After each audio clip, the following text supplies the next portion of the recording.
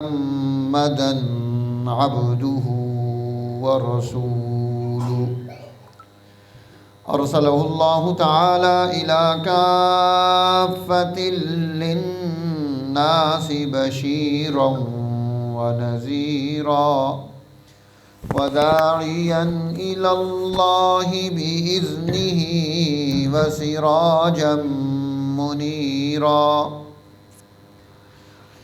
أما بعد فقد قال الله سبحانه تبارك وتعالى في كلام المجيد والفرقان الحميد: أعوذ بالله من الشيطان الرجيم. بسم الله الرحمن الرحيم. إن هذا القرآن يهدي للتي هي أقوم ويبشر المؤمنين الذين يعملون الصالحات أن لهم أجرا كبيرا. وقال النبي الكريم صلى الله عليه وسلم: أشراف أمتي حملة القرآن وأصحاب الليل، أو كما قال النبي الكريم صلى الله عليه وسلم. صدق الله العظيم وبلغنا رسوله النبي الكريم، ونحن على ذلك لمن الشاهدين والشاكرين، والحمد لله رب العالمين. درود شریف پڑھنا. اللهم صل على محمد وعلى آل محمد كما صليت على إبراهيم وعلى آل إبراهيم إنك حميد مجيد. اللهم بارك على محمد وعلى آل محمد كما باركت على إبراهيم وعلى آل إبراهيم إنك حميد مجید. محترم سامعین کرام، عزیز بزرگوں، بھائیوں، بچوں، السلام علیکم ورحمۃ اللہ وبرکاتہ.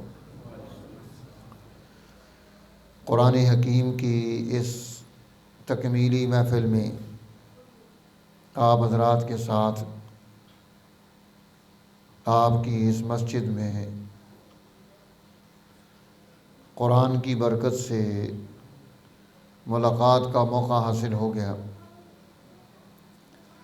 قرآن بڑی برکت والی چیز ہے.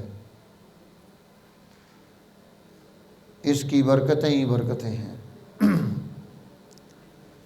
اگر یہ قرآن حکیم کی یہ تکمیلی محفل نہ ہوتی تو ہماری ملاقات بھی نہ ہوتی. ہر آدمی مصروف ہے، کوئی نہ کوئی کام، کسی دھندے میں لگا ہوا ہے. آنا جانا، بیٹھنا، وقت نکالنا مشکل ہو جاتا ہے. مصروفیات ہی ایسی ہو جاتی ہیں. الحمدللہ ہمارا وا میں ادارہ تعلیمات شرعیہ، ابھی حضرت مفتی صاحب جس کا تذکرہ بھی فرما رہے تھے کہ حضرت تشریف لے اچانک ہی. الحمدللہ ہمارے ہاں وہاں سلسلہ چل رہا تھا رمضان الشریف میں افطار پارٹی کا بھی. بہت سارے دوست آئے ہوئے تھے اور اس میں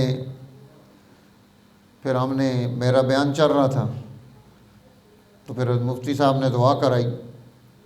تو الحمدللہ یہ دینی سلسلہ ہے. وہاں ہمارے پاس حفظ کے بچے ہیں، ناظرے کے ہیں، علم کے ہیں، بچیاں دورہ حدیث تک پڑھ رہی ہیں، اور بڑے لوگوں کے لیے ترجمے کی کلاس چل رہی ہے. دراسات دینیہ کا کورس چل رہا ہے. مسجد عائشہ میں سی بی گراؤنڈ کے ساتھ ہے، وہاں میں جمعہ پڑھا رہا ہوں. گزشتہ 25 سال ہو گئے ہیں وہاں الحمدللہ خدمت یہ سر انجام دیتے ہوئے. اور ہر سال قرآن حکیم سنانے کا موقع بھی ملتا ہے۔ کوئی الحمدللہ کوئی 35واں 34واں میرا مسلح تھا، اس سال میں نے کیا ہے۔ یہ قرآن کی برکت ہے کہ قرآن نے ہمیں یہ موقع دیا ہوا ہے۔ اور پھر خلاصۃ القرآن ہم صبح کی نماز کے بعد کر رہے ہیں۔ الحمدللہ دوست اس میں بڑے شغف سے بیٹھتے ہیں مسجد عائشہ میں، رات کو ان کو چھٹی دے دیتے ہیں، تراویح پڑھ لی ہیں، اب آپ تھک گئے ہیں، جائیں آرام کریں۔ صبح کی نماز پڑھ کے مختصر خلاصہ ہوتا ہے، کیونکہ صبح وہ غنودگی کا ٹائم ہوتا ہے، وہ کہتے ہیں نا کوگی لگی ہوتی ہے، بندہ کہتا ہے جلدی فارغ ہو جاؤ، اس لیے پھر میں خلاصہ بھی مختصر رکھتا ہوں، یعنی 12 منٹ 13 منٹ میں ایک چیز کو ان کے سامنے ہم پیش کر دیتے ہیں۔ الحمدللہ بہت اہم چیزیں ہیں اس میں بھی۔ تو یہ اللہ تعالیٰ کا سارا فضل اور کرم ہے۔ حافظ صاحب نے آپ کو قرآن سنایا، آپ نے قرآن سنا۔ قرآن کی برکت کی میں آپ کو بات بتا رہا تھا کہ یہ قرآن کیا ہے؟ برکت والی کتاب ہے۔ حضور صلی اللہ علیہ وسلم نے فرمایا کہ جو آدمی سورہ اخلاص پڑھتا ہے، کیا پڑھتا ہے؟ سورہ اخلاص۔ ماشاءاللہ ہم نے سورہ اخلاص پکی یاد کی ہوئی ہے، اور کچھ ہو نہ ہو یہ سورت پکی ہے ہماری۔ ایک مرتبہ پڑھے تو اس کو 1/3 قرآن کا ثواب عطا کیا جاتا ہے۔ 3 مرتبہ اگر سورہ اخلاص پڑھ لے تو اس کو ایک پورے قرآن حکیم کے پڑھنے کے برابر اللہ تعالیٰ اس کے نامہ اعمال میں اجر نوٹ کر لیتے ہیں۔ حضور صلی اللہ علیہ وسلم نے فرمایا کہ جو آدمی روزانہ 10 دفعہ سورہ اخلاص پڑھے گا، کتنی دفعہ؟ 10 دفعہ، جنت میں اس کا ایک محل بن جائے گا۔ کیا بن جائے گا؟ محل۔ برکت، آپ کو برکت کی بات بتا رہا، محل بن جائے گا۔ حضرت عمر نے پوچھا رضی اللہ تعالیٰ عنہ، یا نبی اللہ، پھر تو ہم بڑے مالدار ہو جائیں گے، جنت میں مال ہی مال ہوں گے۔ اللہ کے نبی نے فرمایا اللہ کی رحمت اس سے بھی وسیع ہے، اللہ کی رحمت اس سے بھی وسیع ہے، تو ان مالات کی بات کر رہے ہیں، اللہ کی رحمت اس سے بھی وسیع ہے، وہ اور بھی بہت کچھ عطا کر سکتا ہے۔ اور اگر کوئی آدمی سورہ اخلاص 200 مرتبہ پڑھتا ہے، اللہ تعالیٰ اس کی زندگی کی ساری پریشانیاں دور کر دیتا ہے۔ برکت ہے نا۔ اور جو آدمی سورہ اخلاص کو 1000 مرتبہ روز پڑھ لے، مرنے سے پہلے اللہ جل جلالہ اسے جنت کا ٹھکانہ اسے بتا دیں گے، یہ تیرا محل ہے۔ برکت ہے یا نہیں؟ اب 1000 مرتبہ سورہ اخلاص پڑھنا کون سا مشکل کام ہے؟ اتنی ہم غیبتیں کرتے ہیں، اتنا ہم فیس بک پہ وقت ضائع کرتے ہیں، یوٹیوب پہ لگا دیتے ہیں، اور خبر نہیں اور کتنے کاموں میں ہمارا وقت خرچ ہو جاتا ہے۔ اور اگر سورہ اخلاص پڑھ لی تو دنیا میں اللہ جل جلالہ اسے جانے سے پہلے جنت کا اسے مقعد فی مقعد صدق عند ملیک، اس کا گھر اسے نظر آئے گا۔ اگر اسے نہیں نظر آیا ہے، اللہ تعالیٰ اس کے کسی رشتہ دار کو، اس کے خاص آدمی کو، دوست کو، بھائی کو، بہن کو، چچا، ماما، ابا، کسی کو دکھائے گا کہ یہ تیرے اس رشتہ دار کا یہ گھر ہے جنت میں۔ تو برکت ہے یا نہیں ہے؟ حدیث مبارکہ میں آتا ہے حضور نبی اکرم صلی اللہ علیہ وسلم آپ تبوک، غزوہ تبوک میں گئے ہوئے تھے۔ کہاں گئے ہوئے تھے؟ غزوہ تبوک میں، جیش الاسرہ۔ 30,000 لوگ ہیں، 30,000 لوگ، ادھر 1.5 لاکھ فوج ہے، ان کے پاس کچھ بھی نہیں ہے، وہ منجھے ہوئے فوجی ہیں، گوریلے، اور ان کے پاس ہر قسم کا اسلحہ ہے۔ ظاہر ہے کیسر روم اس دور کی سپر پاور تھی، جیسے آج امریکہ ہے، تو اس کی فوج کے پاس کیا کچھ نہیں ہوگا۔ ادھر مسلمان جماعت کا حال یہ ہے کہ کھانے کے لیے کچھ نہیں ہے۔ آپ نے ماشاءاللہ سب نے کھجور سے روزہ افطار کیا ہوگا، کیوں جی؟ کھجور سے روزہ افطار کرتے ہیں نا۔ وہ کھجور کی گٹلی چوستے تھے، کھجور نہیں تھی، کیا تھا؟ گٹلی چوس رہے ہیں، اور پھر ایک آدمی گٹلی کو چوستا ہے، پھر دوسرے کو دے دیتا ہے، وہ چوستا ہے، پھر وہ تیسرے کو دیتا ہے وہ چوستا ہے، پھر وہ چوتھے کو دیتا ہے وہ چوستا ہے۔ ایک گٹلی کو 6 7 لوگ چوس کر گزارا کر رہے ہیں۔ اسے جیش الاسرہ قرآن کہتا ہے۔ سب سے مشکل دور تھا، ادھر مدینہ میں پھل پکا ہوا تھا، ادھر دشمن بہت بڑا تھا، منافقین عذر اور بہانے کر رہے تھے، مخلصین اپنے سارے کام چھوڑ کر جا رہے تھے۔ اسے جیش الاسرہ کہا جاتا ہے۔ حضور صلی اللہ علیہ وسلم وہاں پر ہیں۔ میں بھی آپ کو یہ واقعہ جیش الاسرہ کا نہیں سنانا چاہتا، وقت زیادہ لگ جائے گا، میں برکت کی بات آپ کو بتا رہا ہوں، اس میں بھی برکتیں ہیں۔ میں سورہ اخلاص کی برکت آپ کو آج بتا رہا ہوں۔ حضرت معاویہ المزنی ایک صحابی ہیں، مدینہ میں وہ فوت ہو گئے۔ کہاں فوت ہو گئے؟ مدینہ میں۔ اللہ تعالیٰ مدینہ کی موت دے دے تو یہ بھی بڑی نعمت ہے۔ حضرت جبریل امین تشریف لے آئے حضور نبی اکرم صلی اللہ علیہ وسلم کے پاس کہ یا نبی اللہ باہر نکلیں، میدان میں آ جائیں، اپنے پیاروں کو بھی بلا لیں۔ آپ باہر نکلے تو دیکھا وہ 70,000 فرشتے آئے ہوئے ہیں۔ کتنے فرشتے؟ 70,000 فرشتے آئے ہوئے ہیں۔ بھئی یہ فرشتے کدھر آئے ہیں جبریل؟ کہا نبی اللہ آپ کے ایک دوست، آپ کے ساتھی، آپ کے رفیق مدینہ میں فوت ہو گئے ہیں، اللہ نے حکم دیا آپ ان کا جنازہ پڑھائیں۔ میت مدینہ میں ہے، ڈیڈ باڈی مدینہ میں ہے، حضور جیش الاسرہ میں ہے۔ اب جبریل امین نے اپنا ایک پر کھولا اور راستے میں جتنی چیزیں تھیں ان پر ایسے پر مارا تو وہاں پر موجود سارے درخت، سارے وہاں پر جتنی بھی وہاں پر پتھر تھے، پہاڑ تھے، وہ سارے زمین کے اندر چلے گئے اور سیدھا ہو گیا مدینہ سامنے نظر آ رہا ہے۔ سامنے میت پڑا ہوا ہے، اللہ کے نبی جنازہ پڑھا رہے ہیں، پیچھے آپ کے وہ مجاہدین جانثار ہیں، اور اس سے پیچھے جو ہے وہ 70,000 فرشتوں کی جماعت آسمان سے آئی ہے۔ حضور نے جنازہ پڑھا دیا۔ آپ نے جبریل سے پوچھا جبریل یہ اتنا پروٹوکول یہ میرے اس دوست کو کیوں ملا ہے؟ اتنی عزت کیوں ملی ہے؟ اتنی برکت کیوں ملی ہے کہ مجھے حکم مل رہا ہے کہ میں اس کا جنازہ پڑھاؤں؟ جبریل امین جنازے میں شریک ہے، 70,000 فرشتے شریک ہیں۔ حضرت جبریل نے فرمایا یا نبی اللہ یہ بندہ سورہ اخلاص سے محبت کرتا تھا۔ یہ کیا کرتا تھا؟ سورہ اخلاص سے محبت کرتا تھا۔ مدینہ میں اب دیکھو یہ برکت ہے، وہ سورہ اخلاص سے محبت کر رہے ہیں، اور اس سورہ اخلاص کی محبت نے انہیں اتنا بڑا پروٹوکول دیا، اتنی برکت دی، اتنی عزت دی۔ ایک صحابی کی شکایت آ گئی حضور علیہ السلام کے پاس۔ کیا آ گئی؟ شکایت آ گئی، یا نبی اللہ یہ ہر نماز میں سورہ اخلاص پڑھتے ہیں، امام ہیں، کیا ہیں؟ امام ہیں، ہر نماز میں سورہ اخلاص پڑھتے ہیں، پھر دوسری سورت پڑھتے ہیں۔ حضور نے فرمایا ہاں بھائی یہ تو کیا کرتا ہے، تیری شکایت آئی ہے۔ یا نبی اللہ مجھے یہ سورت بہت پیاری لگتی ہے۔ تجھے یہ سورت کیوں پیاری لگتی ہے؟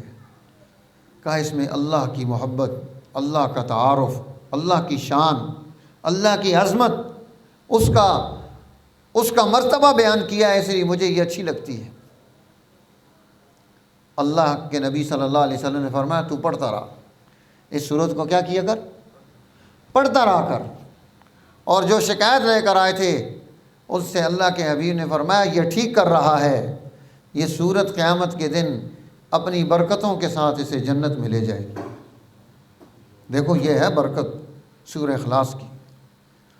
قرآن حکیم کی اتنی برکتیں ہیں، اتنی برکتیں ہیں، آپ حیران ہوں قرآن کی برکات کو سن کر کہ قرآن کیسی کیسی رحمتیں اور برکتیں لے کر آتا ہے۔ جہاں قرآن پڑھا جاتا ہے وہاں پر رحمت اور برکت کے فرشتے آسمانوں سے نیچے اترنا شروع ہو جاتے ہیں۔ وہ قرآن سنتے ہیں، سننے کے لیے آتے ہیں۔ آپ نے قرآن سنا، فرشتے آتے ہیں۔ بخاری شریف میں روایت موجود ہے، ایک صحابی رسول اسید بن حضیر رضی اللہ تعالیٰ عنہ، وہ نماز پڑھ رہے تھے رات کی تہجد کی، اور اس میں اللہ کے قرآن کی تلاوت کر رہے تھے۔ ادھر گھوڑا بندھا ہوا ہے، ادھر بیٹا یحییٰ سویا ہوا ہے۔ گھوڑے نے بدکنا شروع کر دیا۔ انہوں نے یہ پہلے تو قرآن پڑھتے رہے، پھر جب انہوں نے دیکھا کہ یہ بہت بدک رہا ہے، انہوں نے تلاوت مختصر کر دی کہ اس کا مسئلہ کیا ہے، کہیں بیٹے پر نہ چڑھ جائے یا بچے کو سائڈ پہ کروں۔ جب مختصر کی تو وہ ٹھہر گیا۔ جب وہ ٹھہر گیا تو صحابہ قرآن بہت پڑھتے تھے، ساری رات قرآن پڑھتے رہتے تھے، سارا دن قرآن پڑھتے تھے۔ ہم تو قرآن کھولتے ہی نہیں نا، وہ قرآن بند نہیں کرتے تھے۔ ہاں جی، اسی لیے ان کو اللہ نے عزتیں دی۔ آج اسی لیے ہم پریشان ہیں کہ ہم قرآن نہیں کھولتے۔ ایک دن ایک آدمی نے مجھے فون کیا کہ مفتی صاحب جو ہے نا جی کوئی وہ کریں، کوئی توجہ کریں، نگاہ ڈالیں، میری بڑی پریشانی ہے۔ میں نے کہا بھائی آپ کہاں پہ ہیں؟ ظاہر ہے نمبر باہر کا نظر آ رہا تھا۔ کہتے جی میں حرم میں ہوں۔ اور میں نے کہا تیرے جیسا کوئی پاگل نہیں ہوگا، حرم کے اندر ہے، تو ہمارے اوپر توجہ ڈال۔ اور اللہ کے گھر کے سامنے ہے تو زمزم پیے گا تو تب بھی تیرا مسئلہ حل ہو جائے گا۔ اللہ کے حضور میں 2 رکعتیں پڑھے گا، طواف کرے گا، پھر بھی مسئلہ حل ہو جائے گا۔ اور تو پیچھے ہمیں کہہ رہا ہے۔ ہمیں تجھے کہنا چاہیے، تجھے ہمیں نہیں کہنا چاہیے۔ تو اس مقام مرکز تجلیات میں ہے، اللہ کی بارگاہ میں حاضر ہے۔ اب اللہ کی شان بڑھا، اللہ کی شان گھٹا نہیں۔ ہم نے بھی تو اسی سے مانگنا ہے، تو خود مانگنا، اللہ نے زبان نہیں دی ہے۔ تو کیا ہے کہ ان لوگوں میں اور ہم میں فرق یہ ہے کہ وہ قرآن بند نہیں کرتے تھے، ہم قرآن کھولتے نہیں ہیں۔ آج بھی آپ تہیہ کر لیں کہ میں قرآن کھولوں گا، عادت بنا لیں، اور پھر وہ وقت متعین کر دیں، اور اس وقت میں سارے کام چھوڑ کے قرآن کھولیں۔ چاہے ایک آیت ہی پڑھنے کا ٹائم ہو تو ایک آیت ہی پڑھ لیں، لیکن وقت ہو جائے قرآن پڑھنے کا، سارے کام چھوڑ دیں، میں نے قرآن پڑھنا ہے۔ پھر دیکھیں برکتیں آتی ہیں یا نہیں آتی۔ ہم برکتیں حاصل کرنا چاہتے ہیں، لیکن جہاں سے ملتی ہیں اس کو چھوڑ دیا، مرکز اور منبع کو چھوڑ دیا۔ تو یہ سورہ اخلاص دیکھو کیسی برکت والی ہے، اللہ کا قرآن کیسا برکت والا ہے۔ جب انہوں نے سلام پھیرا تو دیکھا کہ کمکمیں ہی کمکمیں ہیں، روشنیاں ہی روشنیاں ہیں۔ جیسے آپ کی چھت میں زیادہ بلب لگے نا، بہت روشنی ہے، یہ ذرا دور دور ہے، وہ سارے اکٹھے جڑے ہوئے، جھنڈ تھا روشنیوں کا، اوپر جا رہا تھا۔ صبح کی نماز کے بعد اللہ کے حبیب صلی اللہ علیہ وسلم مسجد نبوی شریف میں تشریف فرما ہوتے۔ ابھی مولانا طیب صاحب ایسے بیٹھے ہیں، اللہ کے نبی نماز پڑھا کے منہ ادھر کر دیتے لوگوں کی طرف، اور پوچھتے ہیں ہاں بھائی کوئی بات کسی نے پوچھنی ہو، اچھا کسی کو کوئی خواب آیا ہو، کوئی رات کو کوئی انہونی ہوئی ہو، آؤ اب پوچھ لو، سوال کر لو۔ بعض دفعہ ایسے ہوتا کہ اللہ کے حبیب بیان کرتے کہ آج میں نے یہ خواب دیکھا ہے، پھر صحابہ پوچھتے یا نبی اللہ اس کی تعبیر کیا ہے، پھر اللہ کے حبیب تعبیر بتاتے۔ تو یہ مجلس لگتی تھی مسجد نبوی شریف میں، علماء کی مجلس میں بیٹھنا چاہیے۔ جب یہ آئے ہوں تو ان کو ٹائم دیں، ان کے پاس بیٹھیں، ان سے سوال کریں، ان سے پوچھیں۔ کچھ بھی نہیں سوال ذہن میں آ رہا ہے پھر بھی قریب ہو کر بیٹھ جائیں، برکت ملے گی۔ کیا ملے گا؟ بولتے نہیں ہو ہاں جی، لگتا ہے حافظوں نے آپ کو تھکایا ہے بہت۔ انشاءاللہ اس تھکنے پر بھی برکت ملے گی۔ اللہ کی ذات سے امید رکھنی چاہیے، اللہ برکت عطا کرے گا۔ اب حضرت اسید ابن حضیر حاضر ہو گئے، یا نبی اللہ رات کو یہ ہوا۔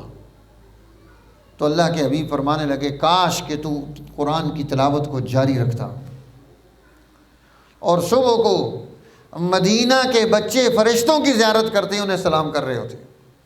آسمانوں سے تیرا قرآن سننے کے لیے فرشتوں کا نزول ہوا تھا۔ دیکھو قرآن پڑھنے والے کچھ ایسے ہوتے ہیں، ایک حدیث میں آتا ہے ایک قاری اللہ کا قرآن ایسا پڑھتا ہے کہ اللہ کان لگاتا ہے، اللہ کو کان لگانے کی ضرورت نہیں ہے، اس کو وہ کانوں کا محتاج ہی نہیں ہے، کان تو ہمارے لیے ہے، لیکن حدیث میں ہے اللہ کان لگاتا ہے، یہ میرا بندہ میرا کلام پڑھ رہا ہے، اللہ اس کی کلام کو سنتا ہے۔ دیکھو کتنا خوش نصیب ہے وہ حافظ قرآن کہ جس کے کلام کو سننے کے لیے اللہ توجہ کر رہا ہے۔ تو یہ اللہ کی پاک کلام کی برکتیں ہیں۔ جب آپ کھولنا شروع کریں گے آپ کو خود محسوس ہوگا یار ہاں آج یہ برکت ملی ہے، کل یہ برکت ملی ہے، پرسوں یہ برکت ملی ہے۔ لیکن عادت بنائیں، یہ سال میں ایک دفعہ کھولنے سے نہیں ملتا ہے کہ آپ کہیں کہ سال میں ایک دفعہ کھولوں گا ہاں جی اور اس کے بعد بند نہیں۔ پورا سال عادت بنائیں کہ میں نے روز اس ٹائم میں اللہ کے قرآن، یعنی مغرب کی نماز کے بعد میں نے 15 منٹ قرآن کی تلاوت کرنی ہے۔ ٹائم دیکھ کے 15 منٹ ہی کریں، 20 منٹ نہ لگائیں، کوئی بات نہیں، لیکن روز 15 منٹ کریں۔ پھر آپ دیکھیں آپ کو برکتیں ملتی ہیں یا نہیں ملتی ہیں۔ یہ سورہ اخلاص اتنی برکت والی سورت ہے، اللہ جل جلالہ نے اس میں اپنا تعارف پیش کیا ہے۔ اللہ فرماتے ہیں میرے محبوب قل هو اللہ احد، میرے محبوب آپ ارشاد فرما دیں هو اللہ احد، وہ اللہ ہے، وہ احد ہے، وہ اکیلا ہے، وہ تنہا ہے، وہ یکتا ہے، وہ فردہ ہے، اس کا کوئی ساتھی نہیں ہے، اس کا کوئی ساجی نہیں ہے۔ اللہ الصمد، وہ اللہ بے نیاز ہے، ہم سب نیاز مند ہیں،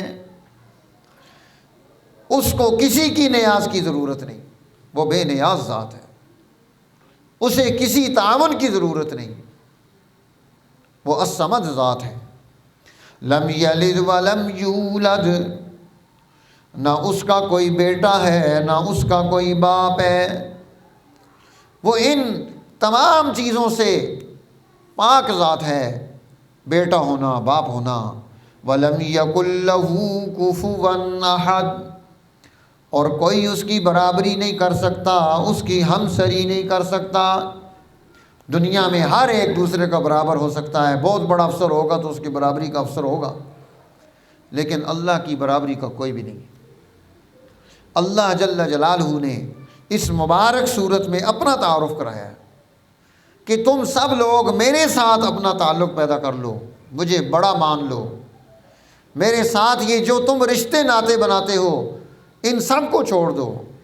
اس لیے فرمایا اللہ کی ذات کیا ہے، هو الاول والآخر، سب سے پہلا بھی وہی ہے، سب سے آخری بھی وہی ہے۔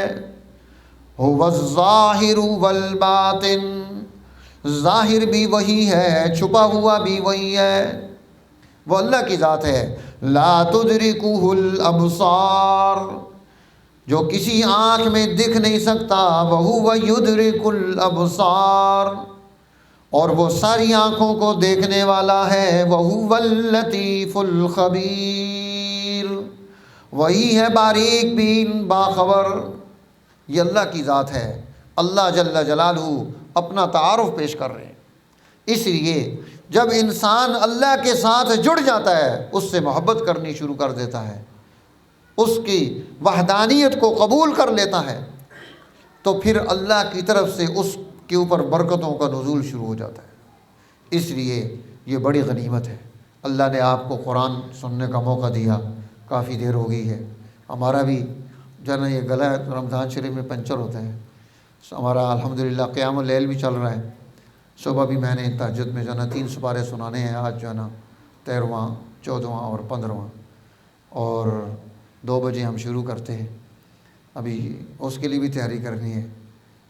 اور باقی جو ہے نا روزانہ کی بنیاد پہ ختم قرآن، خلاصۃ القرآن، بیانات، درس، افطار پارٹیاں، سب میں جانا پڑتا ہے۔ اور ماشاءاللہ آپ نے مسجد خوبصورت بنا لی ہے، سپیکر صحیح اچھے نہیں لگائے ہیں، یہ ہمارا گلا خراب کر رہے ہیں۔ تھوڑی محنت کر کے سپیکر بھی اچھا بنوا لیں تاکہ جب بات کی جا رہی ہو تو بات سمجھ آئے۔ ماشاءاللہ یہ جو مسجد ہے، اس مسجد میں اس کی ابتدا میں ہمارے برادر قاری غلام محمد الدین صاحب، حافظ عثمان کے والد صاحب، انہوں نے بڑا کام کیا، اور اس کے ساتھ ساتھ ہمارے برادر حضرت مولانا حکیم قاضی محمد قاسم صاحب نور اللہ عمر قدہ، بڑی محبت والے لوگ تھے، اور زیرک لوگ، عقل مند لوگ، سوسائٹی کو چلانے والے، خاندانوں کو آگے بڑھانے والے، گھروں کو جو ہے نا ترقی دینے والے، لڑائیوں کو مٹانے والے، اللہ نے بہت خوبیاں انہیں دی تھیں۔ انہوں نے یہاں بہت وقت خرچ کیا آپ حضرات کے ساتھ۔ تو یہ لوگ جو ہیں یہ بھی دعاؤں میں یاد رکھنے کے قابل ہیں، جن کی برکتوں سے، جن کی محنتوں سے، جن کی توجہات سے اللہ جل جلالہ نے یہ اتنا بڑا مرکز کھڑا کر دیا ہے۔ اور پھر ان کی وفات کے بعد حضرت مولانا قاضی طیب صاحب، ان کو ہم جو ہے نا ٹیکسلا سے اکھاڑ کر اور اس مسجد کو چھوڑ کر ان کو یہاں لے کر آئے کہ نہیں آپ یہاں ٹائم دیں۔ تو آپ نے ان حضرات کی بھی قدر کرنی ہے، ان کو ٹائم دینا ہے، ان کی مجلس کو اختیار کرنا ہے، ان سے مسائل پوچھنے ہیں، ان سے دین سیکھنا ہے۔ جب تک کوئی دین سیکھنے کی کوشش نہیں کرتا، دین اسے ملتا بھی نہیں ہے۔ اور ایسے اہل العلم اور سمجھدار لوگ، دین کا تعارف رکھنے والے، فرقہ بندیوں سے دور رہنے والے اگر مل جائیں تو ان کی قدر کرنی چاہیے۔ الحمدللہ اس خاندان کو اللہ نے یہ برکت دی ہے کہ یہ ہر قسم کی فرقہ بندیوں سے پاک ہے۔ یہ نفرتیں، جھگڑے، دیوبندی، بریلوی، لڑائیاں، ایسی کوئی تقریر کرتا ہی نہیں۔ تو یہ کتنی بڑی نعمت ہے کہ ایک وحدت پیدا ہو جائے، اجتماعیت پیدا ہو، اور جو ہے نا انسانیت کا احترام ہو، دین کا احترام ہو، مسجد کی عظمت ہو۔ اللہ تعالیٰ سب کو جو اس کار خیر میں جتنا جتنا حصہ ڈالتے ہیں، ظاہر ہے ہم سال کے بعد آتے ہیں، 2 سال کے بعد آتے ہیں، ہمیں تو نام ہی بھولے ہوتے ہیں، جو جتنا تعاون کر رہا ہے، دامے، درہمیں، سخنے، جیسے جیسے افسران ہیں وہ محنت کرتے ہیں۔ مولانا صاحب ادھر اپنے کام کاج چھوڑ کے یہاں آتے ہیں، حفاظ قرآن سنا رہے ہیں۔ اللہ تعالیٰ سب کو بہترین بدلہ اور صلہ نصیب فرمائے۔